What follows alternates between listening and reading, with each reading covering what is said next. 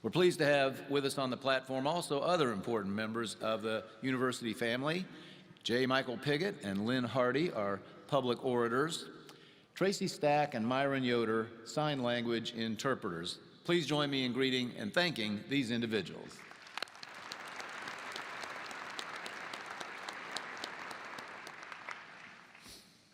Purdue University has an endless list of impressive alumni who make us proud, and we'll be adding another 1,000 or so to that list today. Today's speaker, though, stands out. Sanjay Reddy holds several leadership positions within GVK, a family-run business dedicated to improving India's infrastructure and doing a huge part to build that country's economy.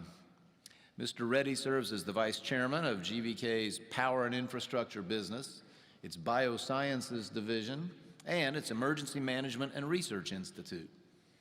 He's also the Managing Director of the Mumbai and Bengaluru airports, two of India's largest and busiest airfields.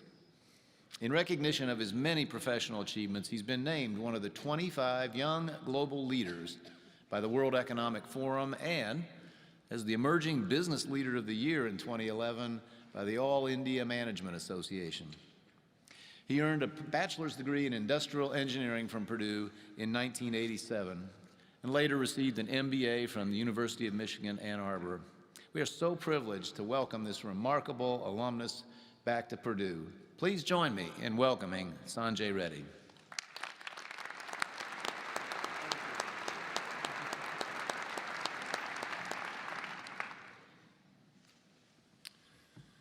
Good morning, everyone.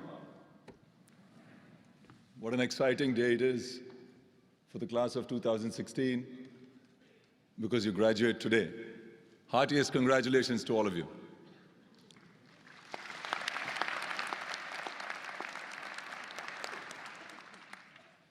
Today will remain bright for the rest of your life. So soak it in, folks. This is certainly a keeper.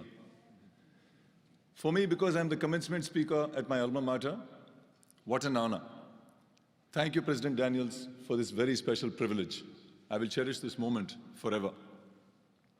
Since the last few years, since President Daniels has taken over, his focus on making Purdue more affordable and accessible has made a huge difference, and at the same time also keeping up the quality that it always stands for. I'm sure under his leadership, Purdue will go from strength to strength. However, I have a question, President. I wonder whether you have access to my transcripts. Because if you did, I'm not sure whether I'll be standing at this podium today. Maybe technology wasn't as good in those days. A very special greeting to all the parents, family, and friends who are here today. You must be very proud. Purdue is a tough school to get into, but even tougher to graduate from. It has been 30 years since I graduated, and what a 30 years it has been. It occurred to me that Mark Zuckerberg was in his diapers when I joined Purdue. But I still feel very young. I landed in Chicago in December 1984 from tropical India, and on that memorable night, we were hit by a blizzard of 12 inches of snow. My first trip to the US and my first sighting of snow. The trip to West Lafayette along the Wabash was really exciting. I saw a string of glittering bars and I said, wow, what a rocking place. I checked into Tarkington Hall with my amazing roommate, a television. I did not meet anyone outside class because of the terrible winter. Until on that coldest day of the year, I heard a commotion and went out to find nude people running all over the place. I said, what's gone wrong with this place now? It was the infamous Purdue Nude Olympics. Then came spring, West Lafayette sprang to life, and well, I was never the same again. University is not just about learning, but also about immersive experiences. Here I had my first drink, my first date, I shoveled snow, became responsible, studied hard and partied harder. It was here that I dreamt and penned of my life's goals. And it was here that as a junior, I fell in love with Pinky, a girl from my hometown, gorgeous then and even more gorgeous now, who courageously married me. She is here with us today. She is here with us today.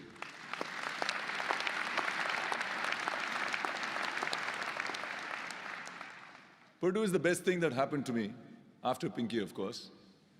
And I owe a lot to Purdue. And you'll realize someday that so will you. But I'm here today to talk about you. This is the very pinnacle of your life until now.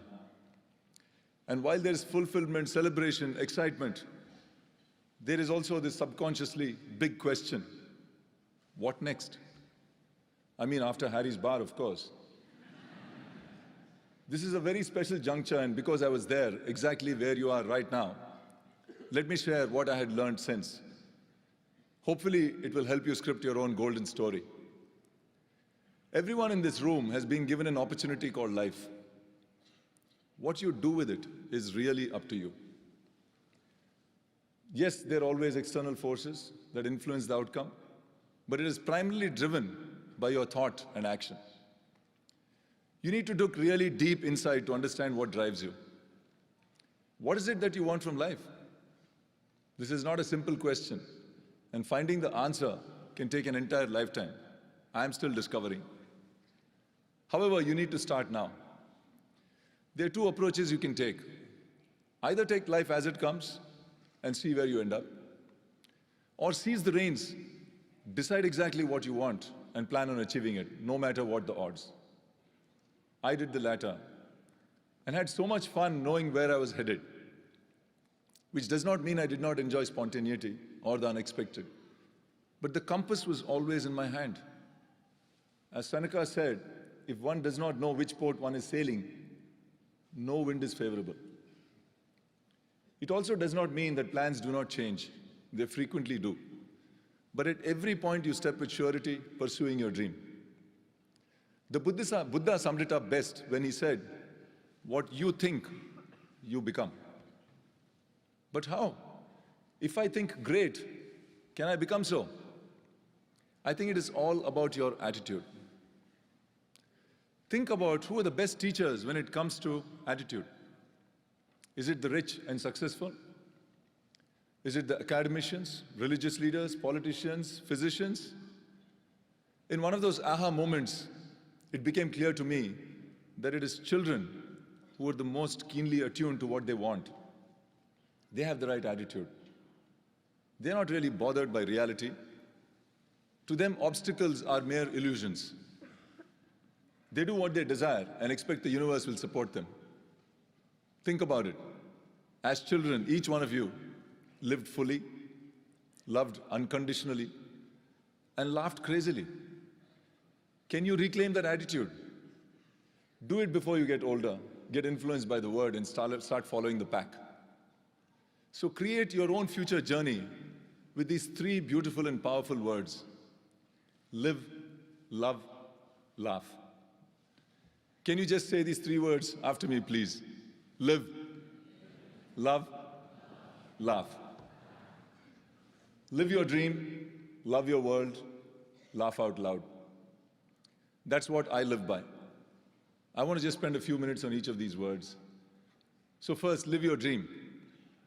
You're actually living your dream right now. You're graduating from one of the finest, most reputed universities in the world because you had set your goal and went after it. During your time at Purdue, I'm sure you went through ups and downs. But each time you picked yourself up to stay the course. Going forward, every single day, a new window of opportunity will open up for you. If you like what you see, grab it and don't let go.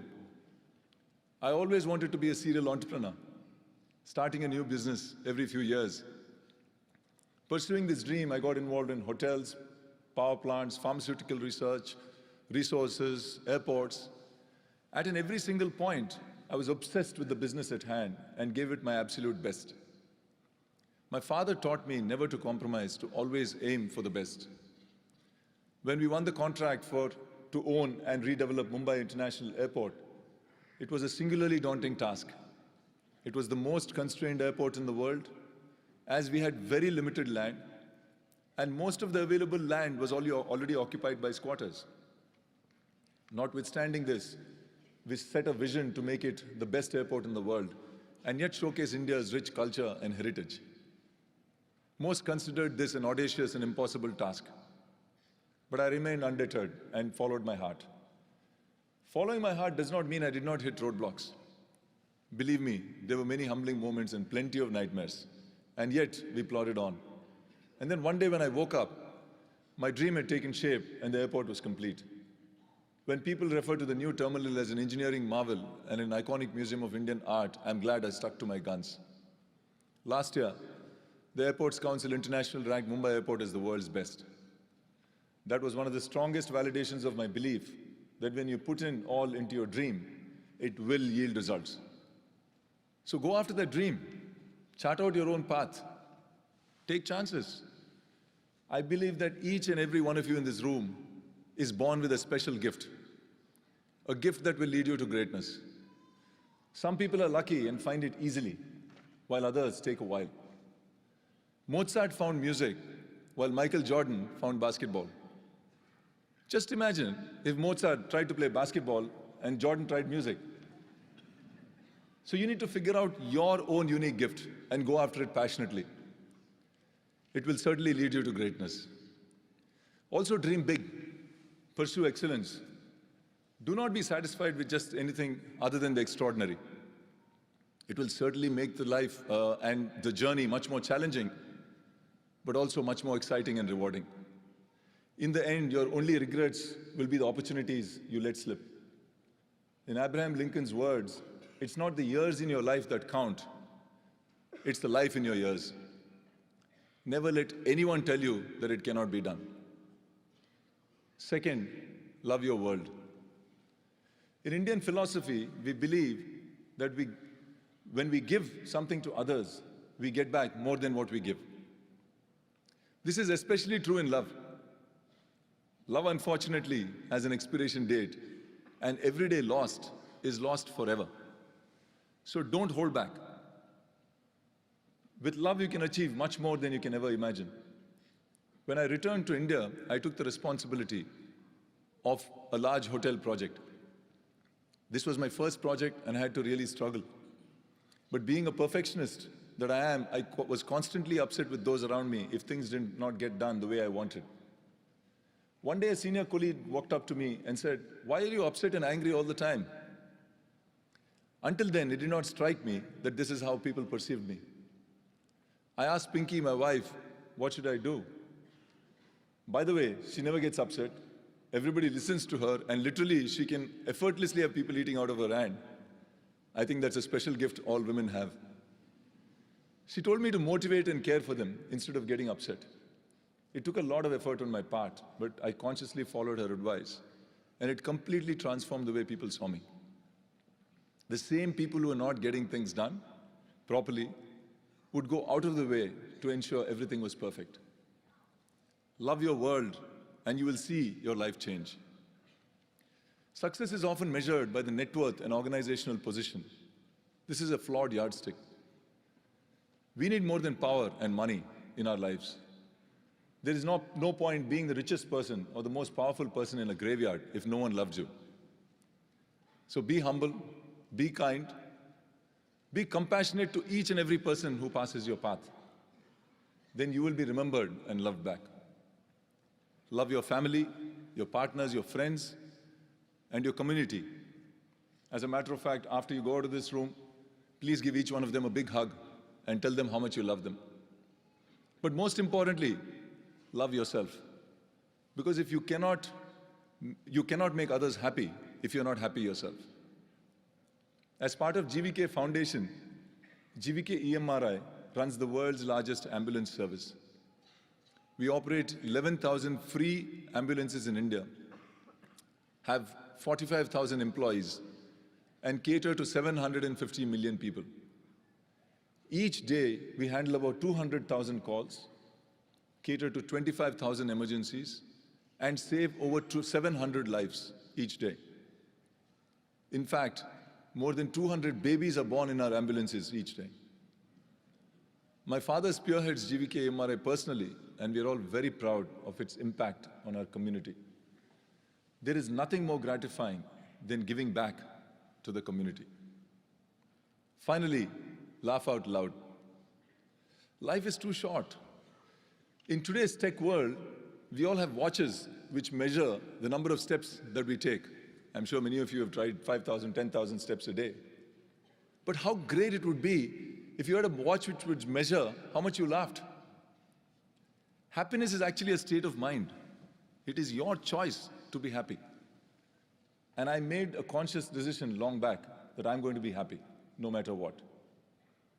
To live a happy life, I found joy in pursuing my passions in addition to my work.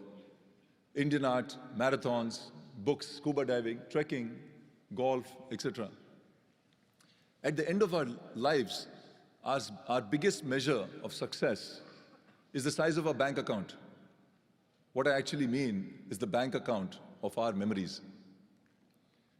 When you truly live your life passionately, you become the wealthiest person in the world. I also realized I do not know what I like until I try it. So I was persuaded by a friend to go skiing last year. We loved it so much that now Pinky and I plan to go every year. So don't miss an opportunity to try something new whenever you have the chance. Who knows, it may become the most important thing in your life. Live, love, laugh. Now can we once again say it together? Live, love, laugh. Every morning when you wake up, remember these 3 words. You may not remember me after 5, 10 years, but remember these 3 words. Soon they will become a central theme in your life. When you walk out of this hall, you will enter a new life, a new journey, a new adventure. Welcome it with open arms and grab it with live, love, laugh. Purdue has taught you well, and you will give back more to the world, much more than what you have taken from here. Congratulations once again in wishing you a fantastic life ahead of you. Be healthy, be happy, be kind. Go Boilermakers. Thank you.